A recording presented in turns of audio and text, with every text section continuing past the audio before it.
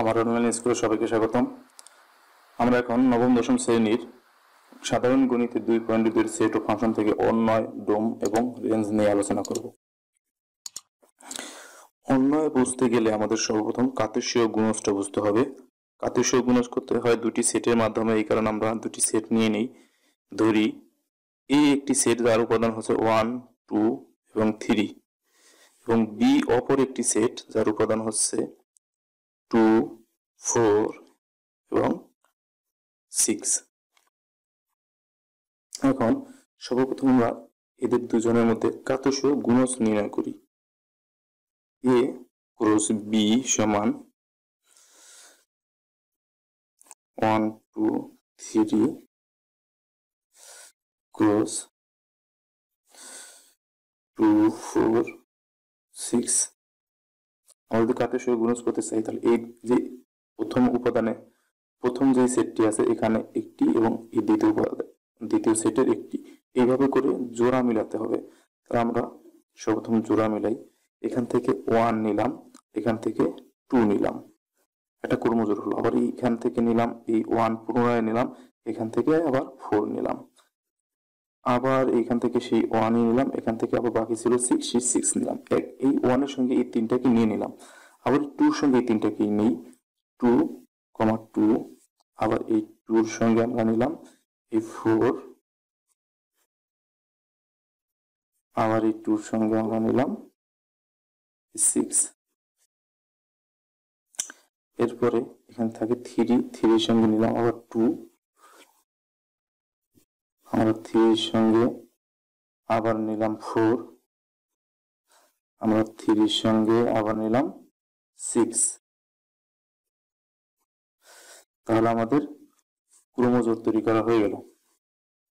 আমরা কার্তেশীয় গুণজ করলাম, এখানে 9টি ক্রমজোড় হলো। এখন অন্বয়ের মূল ব্যাখ্যাটা আমরা এখান থেকে পাবো। অন্বয় হচ্ছে যখন কোনো কার্তেশীয় গুণজের মধ্যে একটি শর্ত জুড়ে দেওয়া হয় তখন তাকে বলা হয় অন্বয়।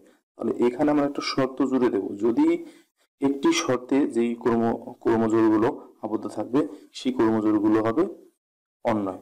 তাহলে যদি আমরা একটি শর্ত ধরি, এখানে y সমান 2x, অর্থাৎ x কে 2 দ্বারা গুণ করলে আমরা y এর মান পাবো। তাহলে এরকম যদি আমরা এই শর্তটি বিবেচনা করি তাহলে এখান থেকে আমাদের কি দাঁড়ায় আমরা একটু দেখি। এখানে যে মানগুলো আছে এর মধ্যে যতগুলো ক্রমজোড় আছে প্রত্যেকটা ক্রমজোড়ের মধ্যে এই এ সেটের উপাদানগুলো সবসময় প্রথমে বসছে এবং বি সেটের উপাদানগুলো সবসময় শেষে বসছে। কাজেই এই প্রথম যে উপাদানগুলো আছে এইগুলোকে আমরা এক্স ধরবো এবং বি সেটের মধ্যে যে উপাদানগুলো এগুলোকে আমরা ওয়াই ধরবো। তাহলে এই যে প্রত্যেকটা ক্রমজোড়ের মধ্যে প্রথমটা এক্স এবং পরেরটা ওয়াই, একেবারে প্রথমটা এক্স পরেরটা ওয়াই, প্রত্যেকটার মধ্যে প্রথমটা এক্স পরেরটা ওয়াই। তাহলে এইখানে আমরা যদি দেখি বিবেচনা করি যে এই প্রথমটাকে অর্থাৎ এক্স কে 2 দ্বারা গুণ করলে ওয়াই হয় কিনা, তবে এই প্রথম এক্স এর জায়গায় আছে 1, 2 দ্বারা গুণ করে 2 কে 2, এই মানটা আমরা পাই, অর্থাৎ এখানে এক্স কে 2 দ্বারা গুণ করলে আমরা ওয়াই এর মানটা পাচ্ছি। এই কারণে এইটা আমাদের শর্ত মানলো, এই কারণে আমরা এটাকেই শর্ত হিসেবে নেব।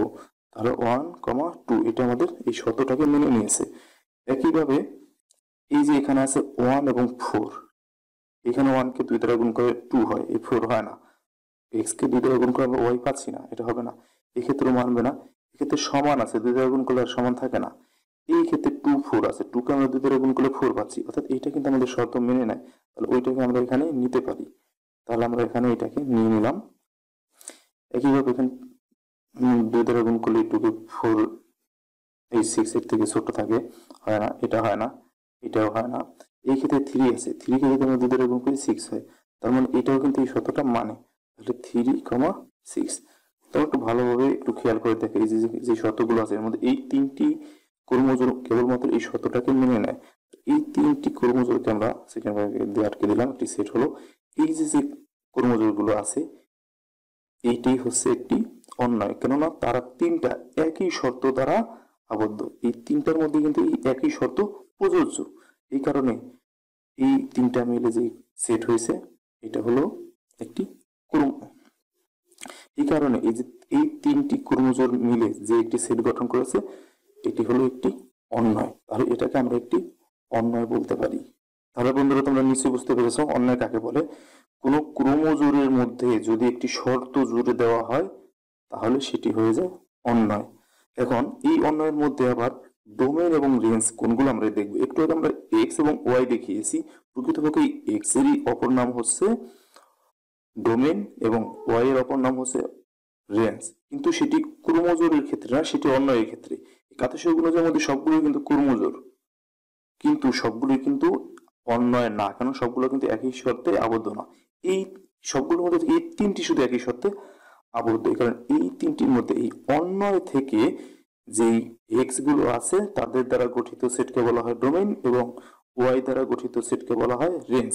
তাহলে এইখানে যে অন্যটা আমরা পেলাম এর মধ্যে আমরা ডোমেইনকে ডোম আর দ্বারা প্রকাশ করতে পারি, ঠিক আছে, আর রেঞ্জকে রেঞ্জ আর দ্বারা প্রকাশ করতে পারি। কেননা আমরা সবসময় আমরা অন্যয়কে সবসময় আমরা আর দ্বারা প্রকাশ করি, এই কারণে অন্যয়কে যেহেতু আমরা আর দ্বারা প্রকাশ করি এই কারণে ডোমের ক্ষেত্রেও আমরা আর ব্যবহার করব, রেঞ্জের ক্ষেত্রে আর ব্যবহার করব। ডোমের ক্ষেত্রে ডোম আর এবং রেঞ্জের ক্ষেত্রে রেঞ্জ আর।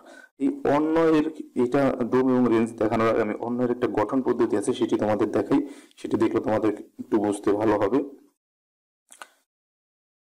আর সমান আমরা ধরতে পারি, যেহেতু ক্রোমোজোর নিয়ে আমাদের এখানে কাজ করা, তাহলে ক্রোমোজোর আকারে এক্স কমা ওয়াই একটি ক্রোমোজোর। এই ক্রোমোজোরের প্রতিটিকে আমরা একটু আগে বললাম যে প্রথম সবগুলো যেগুলো আছে সবগুলোই এক্স অর্থাৎ এ সেট থেকে আসছে, এক্স গুলো আসছে এ সেট থেকে এবং ওয়াই গুলো আসছে বি সেট থেকে। এই কারণে এক্স বিলংস টু এ, অর্থাৎ এক্স গুলো এ সেট থেকে আসে এবং ওয়াই গুলো আসে বি থেকে, এই কারণে ওয়াই বিলংস টু বি। এবং একটি শর্ত এখানে জুড়ে দেওয়া ছিল, একটি শর্ত অবশ্যই সবসময় থাকবে এখানে, x Y equal to 2x, এটি একটি শর্ত। এরকম প্রত্যেকটি ক্ষেত্রে একই শর্ত থাকবে এরকম না, আলাদা আলাদা শর্ত হবে, তো এরকম শর্ত দেওয়া থাকবে। অর্থাৎ এইভাবে আমরা এটাকে গঠন পদ্ধতিতে লিখতে পারি অন্যটিকে, x, y such that x belongs to a, y belongs to b এবং একটি প্রদত্ত শর্ত। তাহলে এইভাবে আমরা একটি আর কে অর্থাৎ অন্যকে গঠন আকারে প্রকাশ করতে পারি। তাহলে এবার আমরা এই ডোমেইনটি দেখি। তাহলে ডোমেইন হচ্ছে কি, প্রতিটি ক্ষেত্রে এক্স গুলোকে আলাদা আলাদা করে নিয়ে একটি সেট গঠন করা। তাহলে এখানে প্রতি ক্ষেত্রে এক্স কি আছে, অর্থাৎ প্রথম গুলো, এই প্রথমে আছে 1, এখানে প্রথমে আছে 2 আর এখানে প্রথমে আছে 3। তো এটা নিয়ে যে এটা আমরা একটা সেট গঠন করলাম, এটি হলো আমাদের ডোম। এবং রেঞ্জ হবে শেষের গুলো নিয়ে, এখানে শেষে আছে 2, শেষে আছে এখানে 4, এখানে আছে শেষে 6, অর্থাৎ শেষের গুলো নিয়ে যে সেটটা আমরা গঠন করলাম এটি হলো রেঞ্জ। আশা করি তোমরা অন্যয়, ডোম এবং রেঞ্জ এগুলো বুঝতে পেরেছো। এরপর যদি তোমাদের বুঝতে কোনো অসুবিধা হয় অবশ্যই আমাকে কমেন্ট করে জানাবে, আমি সেটি তোমাদের বুঝিয়ে দেওয়ার চেষ্টা করবো। ভালো থাকবে সবাই, ধন্যবাদ।